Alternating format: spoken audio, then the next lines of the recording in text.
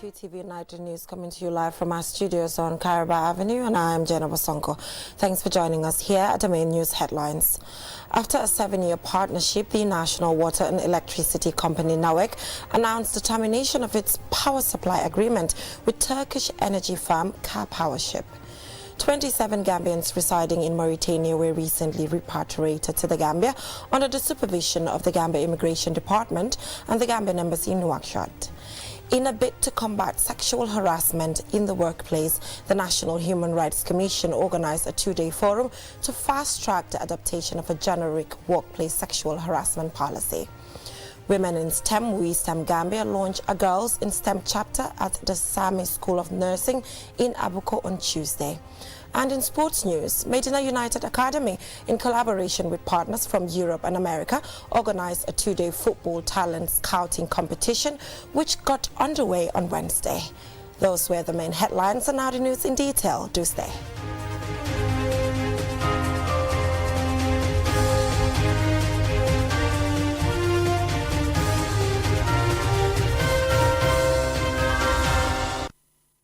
Thank you for staying with us. At a press conference on Wednesday, the National Water and Electricity Company NAWEC announced the termination of its power supply agreement with Turkish energy company Powership, bringing an end to a 7-year partnership that began in 2018. Usman Jata attended the press briefing, and this is his report. In 2018, amid a critical shortage in power distribution capacity, the Gambia turned to Turkish firm Powership to stabilize its electricity supply. Operating through a floating power plant stationed offshore, Powership provided 30 megawatts, roughly 28% electricity demand within the Greater Banjul area. Over the course of the agreement, NAWEC is estimated to have spent approximately $200 million on the service. Addressing journalists, Managing Director of NAWEC, Gallo Sedi, provided the updates. What I can say today is the realities now are we do not need car power today because we have options.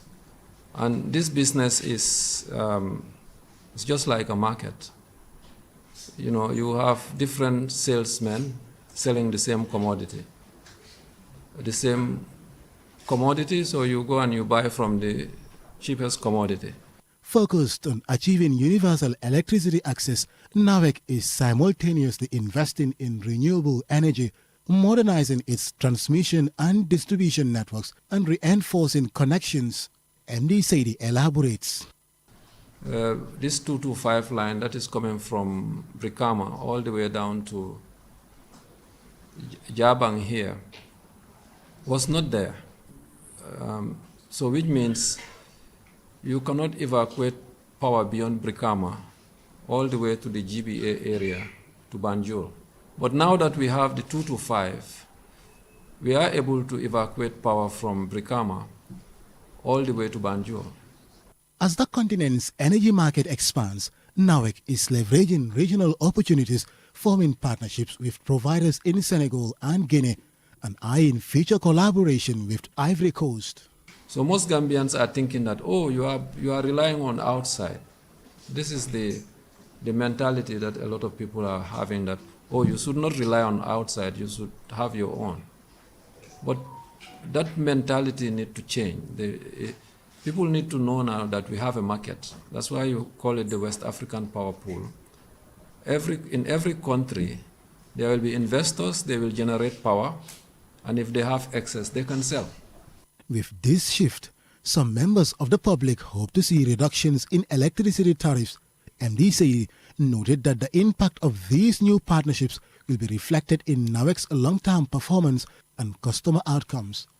The contract's expiration has sparked public debate, with many questioning NAWEC's ability to meet rising energy demands. However, MD Saidi revealed that the company is shifting towards more cost-effective energy sources within the West African region, highlighting the need for a mindset shift, calling on the public to support NAWEC's ongoing effort to enhance efficiency and reliability. The end of this contract marks a pivotal moment in the country's energy strategy. With electricity on high demand, officials say the country will now rely on NAVEX power plants, the OMVG interconnection lines, and renewable energy projects. Osman Jata reporting for QTV News. 27 Gambians residing in Mauritania were recently repatriated to the Gambia under the supervision of the Gambia Immigration Department and the Gambian Embassy in Nouakchott. The development was disclosed during a press briefing held by officials of the Gambia Immigration Department on Monday. Lolem Kamara has the rest of that story. According to Ibrahim Amboub, Director General of the Gambia Immigration Department, information received about the return of the 27 Gambians suggests that Mauritanian authorities strictly enforce laws and regulations related to internal security. He explained that anyone seeking to stay in Mauritania must fulfill certain requirements, including obtaining a work permit and having 2 Mauritanian citizens guarantee for them. One of it also includes medical certificate. You should have a medical certificate. Another is means of support. You should have at least a $50 equivalent to almost 5,000 ubia in a bank for your sustenance. Honorable Sekou Bajaju, the deputy head of mission at the Gambia Embassy in Nouakchott, said, based on preliminary records, nearly 10,000 Gambians are currently in Mauritania. He added that this number falls into 3 distinct categories: Talibans, students attending Islamic schools, individuals involved in economic activities drawn by Mauritania's growing economy, and irregular migrants using Mauritania as a transit route to Europe. He emphasized the importance and complexity of this issue. The 10,000, 60% of them to 70% are Talibans. So these people fear that when they come to Gambia to get their documents, they might not have the chance to go back, and they don't want to cut their education. Some are there that are contractors. They have contracts with people. They feel that when they come to Gambia, they will lose their contracts. So they came to the embassy to appeal. What can they do? To appeal to the government to assist them. So we had 2 options. The first option is to repatriate them, to bring them voluntarily, government facilitate, to bring them, get their documents and go back. But that might take time. Honorable Jaju noted that this situation not only affects Gambians, but also other nationalities. Gambian nationals are the least national arrested. Still now when they arrest them, when we talk to them, they are Talibans, they are willing to release them, to give them another 3 months to go and regularize. So that shows that the relationship between Gambia and Mauritania is still intact, and they have also communicated that they don't have any problem with Gambians in Mauritania. What they want is every immigrant in their country to be regularized. Suleiman Fane, a native of Kloro in the West Coast region and one of the returnees, shared that he spent 2.5 years in Mauritania, working in the construction sector. He recounted his arrest and detention, which lasted for over a month. When I was arrested, I wasn't told why. I had all my documents with me. It happened after I finished work, around 5 in the evening.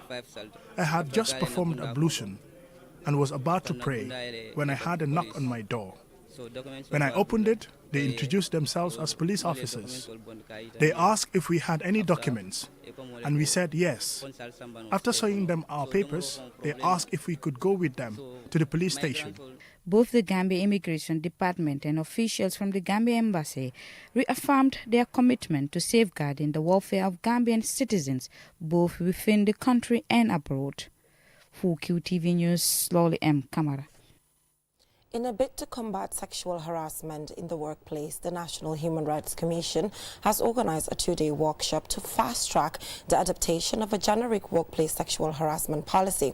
This initiative is designed to foster safer, more inclusive and respectful work environments across both public and private institutions. Our Bob has the rest of that. The prevalence of sexual harassment remains deeply concerning, not only in workplaces, but also in households, many of which lack the institutional mechanisms needed to effectively address such cases. Emmanuel Daniel Diouf, chairman of the National Human Rights Commission, emphasized the urgent need to confront the issue of sexual harassment in the workplace. It is not only a woman's issue. It is a human rights issue. It is a development issue. It is a governance issue. It is all about creating a just society where everyone, regardless of gender, status, or role, feels safe and valued in the workplace. Sexual harassment is a violation of fundamental human rights. It represents a form of gender-based discrimination and an abuse of power, affecting not only individuals but also entire groups who are often marginalized. Babakar Boy, the Minister of Public Service, Administrative Reforms, Policy Coordination and Delivery, reiterated the government's commitment to institutional reforms that uphold workplace safety and gender equity. The government of the Gambia, through the Ministry of Public Service, remains deeply committed in creating a professional public service that is inclusive, dignified, and free from any form of harassment. This commitment is clearly articulated in the Recovery Focused National Development Plan 2023 to 2027, which explicitly recognizes sexual harassment. Yadiko Njai Eribo, chairperson of the Association of Non-Governmental Organizations, highlighted the need for stronger enforcement mechanisms and policy awareness, especially within civil society and the private sector. The theme of this workshop challenges us to move beyond compliance to cultural change. It asks us to rethink how the prevention of sexual exploitation and harassment policies are crafted, communicated, implemented, and continuously reinforced. Madisa Mashologu, UNDP resident representative, pledged continued support to the NHRC's efforts, noting that creating inclusive and harassment-free workplaces is essential to sustainable development and gender empowerment. This initiative will support selected public institutions, including ministries, to implement sexual exploitation, abuse, and harassment policies while integrating gender across programs and institutional operations.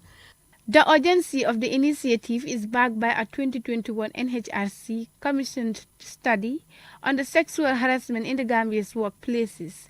The study revealed that 80% of the female respondents had experienced sexual harassment within the previous 5 years. In response, the NHRC developed a generic workplace sexual harassment policy, encouraging its adoption nationwide as part of broader efforts to create respectful and equitable working environments. For QTV News, I am our Bob. From that story by our Bob, we will now take a short commercial break, and when we return, we will bring you a coverage of the launch of the Women in STEM chapter at Same School of Nursing in Abuko, and a look at an entrepreneurship training program aimed at promoting economic independence for women, organized by a Gambian political party. Stay tuned.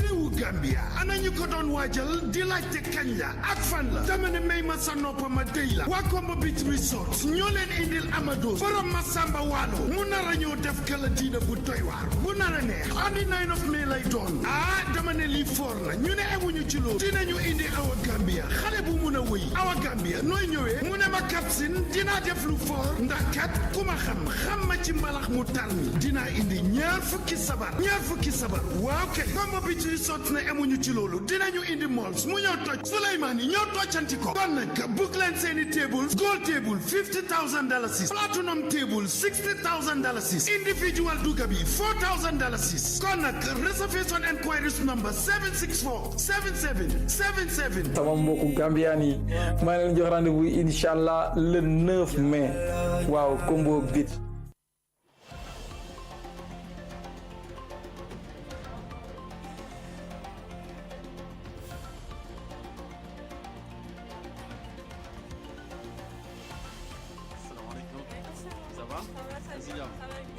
Taking a break isn't about stopping, it's about recharging for the next stage.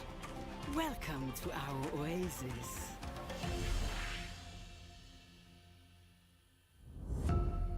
Powered by Africa, Oris Energies.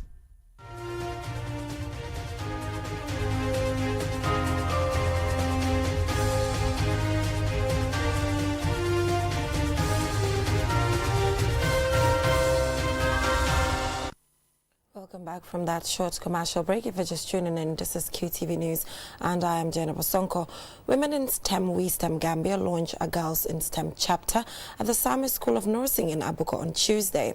The initiative aims to introduce young nursing students to We STEM and highlight how STEM, science, technology, engineering and mathematics skills can play a vital role in advancing their future careers in nursing. Yafatu Gay has the rest of that story. The launch of the Girls in STEM chapter is to provide young women with the tools, knowledge and support needed to leverage STEM skills in their nursing practice and explore other areas of the healthcare and technology. Kodu Jeng, president of the Women in STEM Gambia, and Dr. Binta Jallo emphasized that integrating STEM skills into nursing not only enhances clinical practice but also opens pathways to leadership roles, research opportunities and innovation within the health tech industry. It is important that we have a chapter in this school because nurses are part of STEM.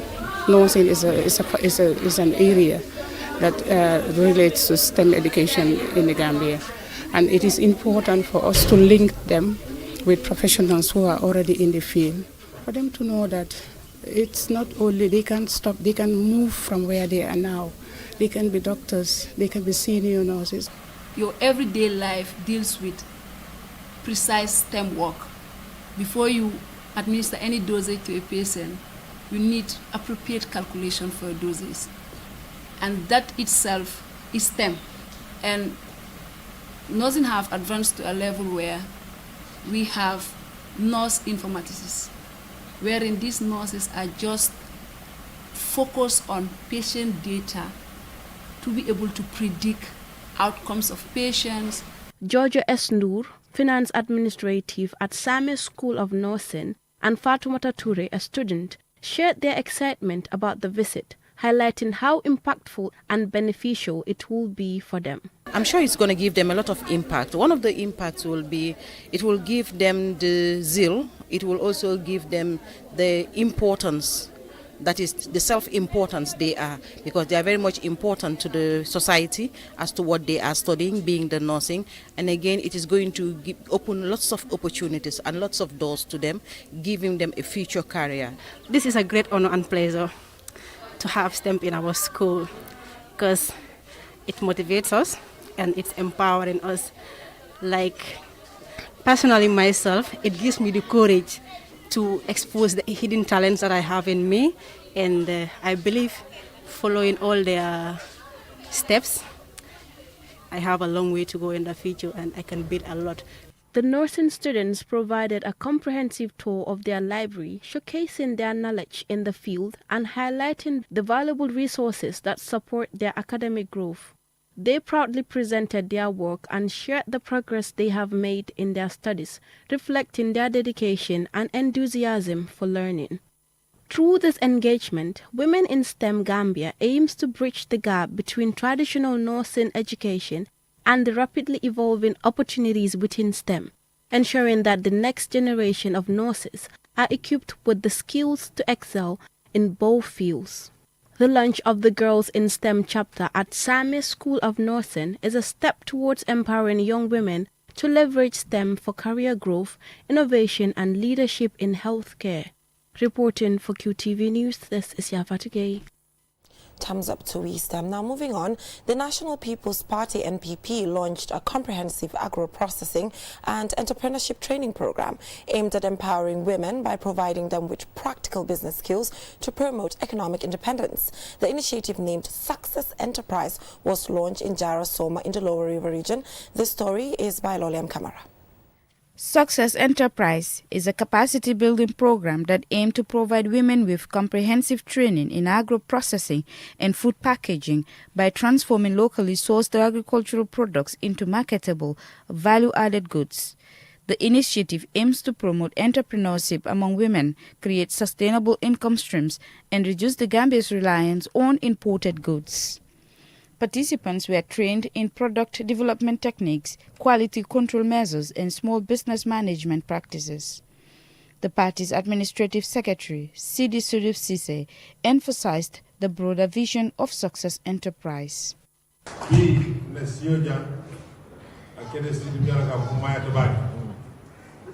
Our gathering here today marks a significant moment as we witness such initiatives for the very first time in our history. This achievement is made possible thanks to our party leader, His Excellency Adama Barrow, who ensures that his party members are meaningfully engaged. We are establishing party offices in all regions of the country to provide direct employment for party militants. Moreover, he is initiating this program for women and youth to promote self-reliance. We aspire to produce locally made goods in the Gambia, reduce our dependence on imported food, and create future income sources. Because we believe that investing in our women is crucial. We believe that investing in our women is crucial because when women succeed, communities thrive. Sidi Laminba, the governor of the Lower River region, expressed gratitude to party officials for establishing such a project in his region.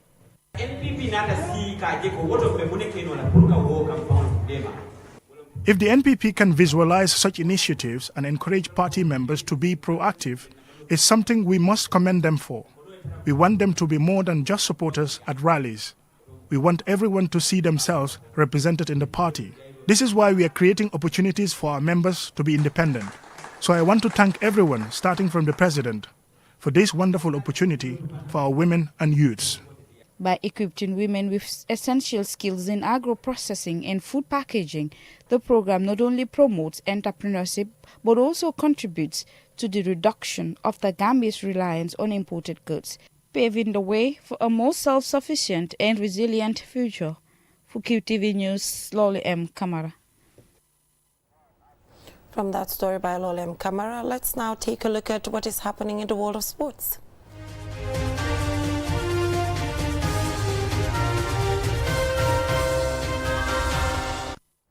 Medina United Academy, in collaboration with partners from Europe and America, organized a highly competitive two-day football talent scouting competition, which kicked off on Wednesday. Our sports reporter Momodu Gajaga was on the ground, and he brings us this report. Young Africans and Universal Football Academy got the Medina United Talent Scouting Competition underway at the late Usman Sao football field in Yundum. The match was fiercely competitive, showcasing impressive skills, endurance, and strength. The scouting focused on players born between 2006 and 2009, offering an opportunity for students with the required academic qualifications to be recruited and awarded full college scholarships in the United States. Sana Japate is the general manager of Medina United. It means a lot to Medina as a footballing household. this is an opportunity where our players between the ages of 15 and 18 can showcase to their talent to the international world, because it's not only about Gambia, as you can see in the flyer, it's about countries coming from all the way from Europe and as far as America. So this is just the perfect platform that we want to give to our footballers. They can demonstrate whatever they have, and then the scouts here are readily available to help them take them to the next level. The scouts, who are from Switzerland, Spain, Italy, and the United States of America, say they are looking for young talented footballers with the potential of being developed for the professional level. After watching the first half, Giuseppe De Paulo, Inter Miami Football Club scout and head coach, Miami-Dade College, and Jody Gomez, a scout from Valencia, Spain, shared their impression on the talent scene. There's a lot of quality players here on display, and a good pipeline of young talents coming through, so I'm sure we'll be able to find some good ones. Yeah, considering it's 60-minute games, I think the quality on display has been pretty good so far, considering it's the first game. We really like the welcome yesterday. Everything has been very, very professional so far, so everything very, very well organized. So we're eager to see the talented boys and players that there's here in Gambia. First game so far, first half, we've been seeing good things, but we're really looking forward for these 2 days playing full of football. These young talented footballers have the opportunity to showcase their potential, paving the way to fulfill their football dreams, whether by becoming professional athletes, earning scholarships to further their education, or building a sustainable livelihood beyond the sport.